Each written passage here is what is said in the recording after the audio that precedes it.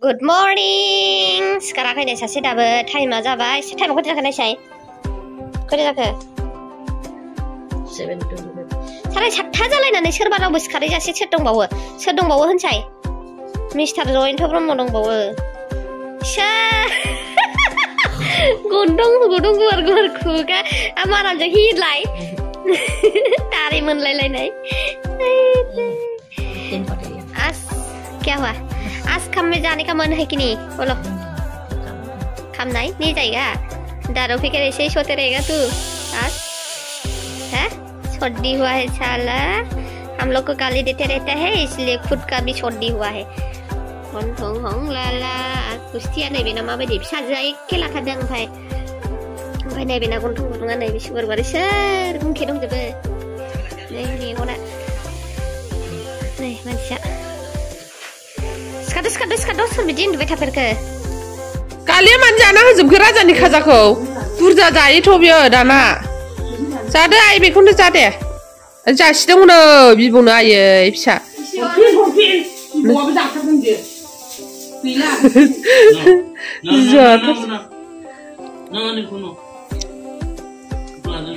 आमदो आबा नों आमदो दे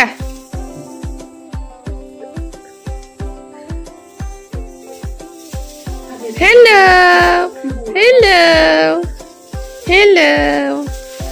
good morning hello good morning kitchen में बनाइदों दै गुदुं फिनी के लिए पानी गरम किया है और लक्ष्मी के लिए मैं खिचड़ी बना रहा है कुकर छोटा कुकर में सीटी बज रहा है मसूर दाल और आलू देके खिचड़ी बना रहा है लक्ष्मी के लिए लक्ष्मी का स्कूल है ना इसलिए इसको खा के स्कूल में जाएगा और डिम खिचड़ी के साथ डिम भाजी करके खाएगा सुबह का नाश्ता मंगलवार है गुड मॉर्निंग मंगलवार डरे है लक्ष्मी स्कूल है ना स्कूल जाने का मन नहीं है क्या क्यों इधर बैठे रहते है तू नहीं जाएगा क्यों नहीं मन कर रहा है क्योंकि इतना दिन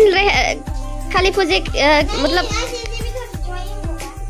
क्लास नहीं होगा तो सर क्लास मिलने से क्लास तो मिलेगा ना क्वेश्चन आंसर मिलेगा ना जाओ दानो फैयालाय बिसोरो मामा बेंकआवसो थांग्रोगोन फैसाखौ हैग्रोनो थाब थाखो ना माखो दाउदै एवनोसै ओमफ्राय आं नैबाव आफानो मुलि फुदुंनो नागिरदों आरो ना नैबेखौहाय पेकेटखौ दाहाय खिथागोन आं नोंसिनो पतंजलिनि आरो बियो माने क्रिटिनि जायफोरना किडनि क्रिटिनिया बारा जानानै दं जेनेबा नांगौनि बारा जेनेबा बेसेबांबा 0.5 थानांगौआव जोंहाना आफाना 0.5 थानांगौआवहाय 2.5 दंमोन नालाय ओमफ्राय दा नैबे क्रिटिनिनि मुलिखौ पतंजलिनिखौ लोंनानैहाय खमायबाय आरो ना लोंगासिनो दङ जायहा पइन्टनि बारा दं क्रिटिनि बारा जानानै दं प्रब्लेमाव दं बे पतंजलिनिखौ लों आरो ना हामथारो पेकेटखौ आं खोन्थागासिनो दं नोंसिनो र' बाव खाबनै दै होनांगौ खाबनै दै होनायाव खाबसे रानहोनानै खाबसेनि जखल' थाहोनांगौ आरो ना लोंनांगौ फुङाव उदै गालियाव लोंनांगौ गोखा नङा बारा फैदा जाफैदा नै दाउदै आरो खिस्रि नों दाजासे मुलिखौ लोंग्रोसै आफाया नै आफानि मुलिया न सान्दुङाव मोजां नै बेनो आरो मुलिया ब्रिक'डसर बेनो क्रिटिनिनिया फाख्रि बिलाइ दं मा दंथाय दुन्दिया दंलायलायो आरो ना दामा बेसेबां लायोथाय इसोर अबस्था गैया नै 100 ग्राम ओमफ्राय दामा बेसेबां लायो आफा बेना मोनथामजों बेसेबां लाबोआ बारा नङाना जायखिजाया 100-150 जागोन ना ब्लेरा बेबा मैयाव फैदों थांखो आङो सोर हिनजावजों आसुगुर हाजाफिनदों मोनसेनाव खिथाहर दासिमबो हाजायो खय बोसोर जाखो आसुगुर हाजानाया 12 बोसोर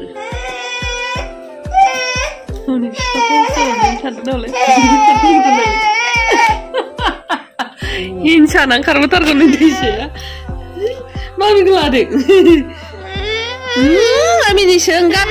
दागाबाव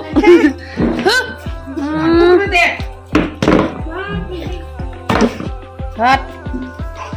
हाथावना होजोबनां उल्था जाबाय आङो नोङो ओरै थानांगौ आलदाखौ हाग्रोजानो उल्था जाजोब्बाय नों ओरैल' थादे ओरैनिफ्राय जा ओमफ्राय ओरै माने उल्था बेखौ हाखाबाय आङो उल्था जाबाय होनबाबो नों थानायसो उल्था जायाखै ना नैबेखौ आसिनाखौ लाजोबसै बेखौबो आं हाग्रोलाबो दा आंनि जायाबा गिनाया गिदों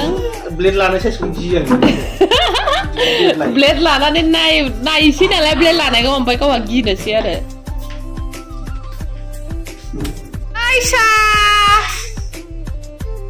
बाबा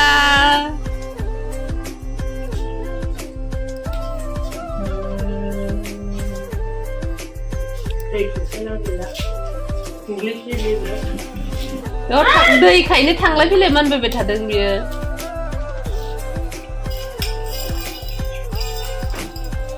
दुस्थ'बे दलद थाया सेकेन्डबो दलद थाया आयु मा जातनि मानसि बेलाय बिब'खौ गोसोआव फैबाय स्कुल टाइम जाबायना बिब'खौ नागिरबाय थांथारबाय माथो दरखौसो हरदिया ओरैलाय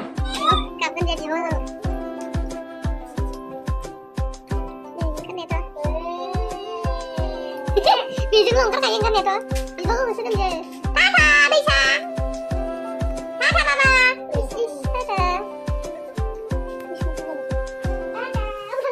दिदिजों थांसिगोन स्कुलाव दिदिखौ दोनहैसै दे दोनना फैदो दे बिब'आ बै न'आव हाबैदों नालाय बिब'जों थांथारबाय बिबो ओरै खोमाबाय थाथारो नायसाय आं फिसाखौ आद्रा आद्रि ओंखारलाय बा दै बोख्लायहैजाय हनै जोंहा नंगुमैया दिनै मा होनो कालि फुजा बायबाय नालाय कालि फुजा बायनायखाय माबाखौ गारहैनो नागिरबाय आरोना थालिरखौ थोद लामायाव दोनो नामा बिदि हामा बिदि दोननो लामायाव नोंगौ हौवा सिखायाना आयै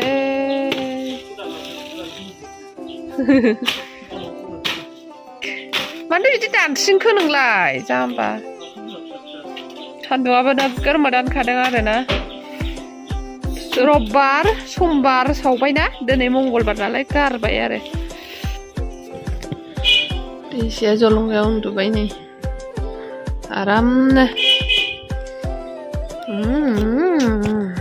फैदो फैदो आबाय आबाय फैदो दे आबाय आबाय फैदो फैदो दैसा दे बिदि नङा ना आबा थाबायबोनसो थिनदों दा आंलाय नोंखौ दे उथान दे आबा दे उथान उथान उथाना दैसा दुन दे दैसा दुनसाय दुनसाय दे आबा उथान दे नङाबा उथान दे आबा गसं दे बाबा गसं पमा gosong iya utan deh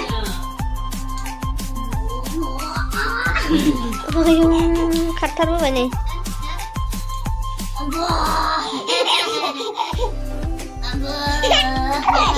bisa sayang gila apa lagi deh jadi gue panen kan biji panen kau deh ayo deh Barbolai. Wow, buri ya tuh. Makan deh. Makan. Wow, deh Barbolai.